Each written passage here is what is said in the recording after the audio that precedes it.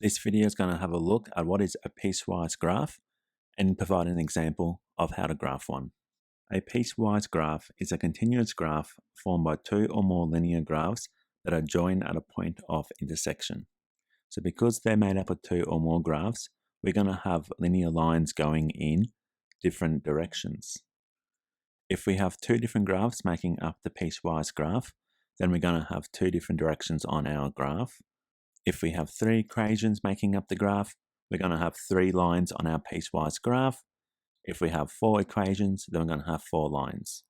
So in the example, we've got three different lines, so we're going to have three equations.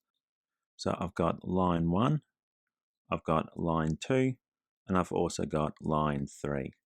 So they're the three lines that make up my piecewise graph, and each of those lines are going to have its own equation. So my first line that I've highlighted green has an equation of y equals 1.5x plus 1.5. The second line, which has been highlighted blue, has an equation of y equals 3. And the last part of the piecewise graph, which I've highlighted yellow, has an equation of y equals x over 3 plus 1. So they're the three equations that form up my piecewise graph. The other key component to a piecewise graph is the domain. Now, the domain tells us what section of the graph relates to each equation.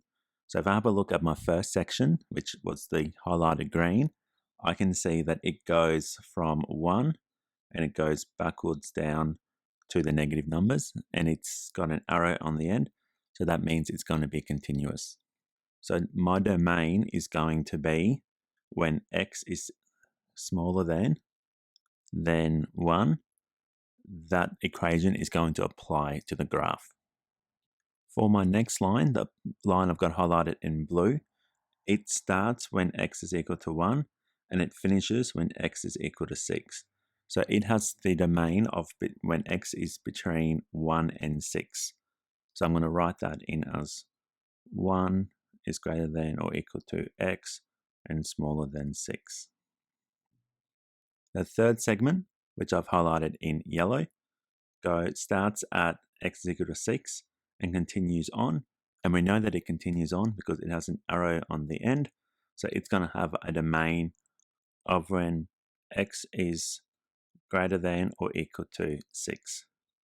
So when we are constructing piecewise graphs, it is really important that we are putting in our domains, because that allows us to see what parts of the graph along the x-axis relate to each equation that we are using. So we can see that our piecewise graph has three equations. It has equation 1 when x is smaller than 1. It has equation 2 between 1 and 6 on our x-axis, and then equation 3 for when x is larger than 6. So let's have a look at how do we construct a piecewise graph involving multiple equations. So in this example, we want to construct a piecewise linear graph to display the following information. And the information we have is time, which is in seconds, and the speed that someone is traveling at. So we've got 6 meters per second, we've got 4 meters per second, and we've got 2 meters per second. Now we can tell that the person is traveling at 6 meters per second when time is between 0 and 5 seconds. Then we can see that the person is traveling at 4 seconds, in between 5 and 15 seconds, and then the person is traveling at 2 seconds, between 15 and 30 seconds. Now because we have a less than or equal to 30, we know that our graph is actually going to stop at 30 and it's not going to be continuous. So we can have a look at graphing this information onto a Cartesian plane. So on our Cartesian plane, we're going to have our x and y axes. Now our x-axis is going to be time in seconds. Our y-axis is going to be the meters traveled. So our meters traveled, or our distance, is going to be measured in m. So having a look, based on the context of the question, we can assume that the person's starting point is going to be 0, and then we're going to be tracking the distance.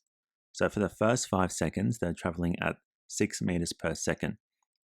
For every 1 second that is traveled, it's going to be 6 meters that they are traveling.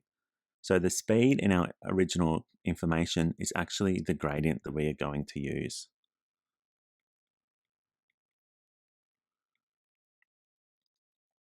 So I need to apply that gradient when I'm going to be completing my graphing. So starting at 0, and the first section of the graph is going to have a gradient of 6. So at 5 seconds, the person has traveled 30 meters. And I know that is 5 times 6. So my first turning point in my graph is going to be at 5 and 30. Then for the next 10 seconds, between 5 seconds and 15 seconds, the person is traveling at 4 meters per second.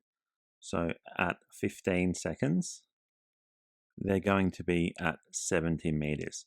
And that is calculated by using our starting point for that leg, which is 30, plus 10, because they're traveling for 10 seconds at a speed of 4 meters per second. So at 15 seconds, they're going to be at 70 meters. So that means my next turning point is going to be at 15 and 70. Then for the last 15 seconds, they're going to be traveling at a speed of 2 meters per second.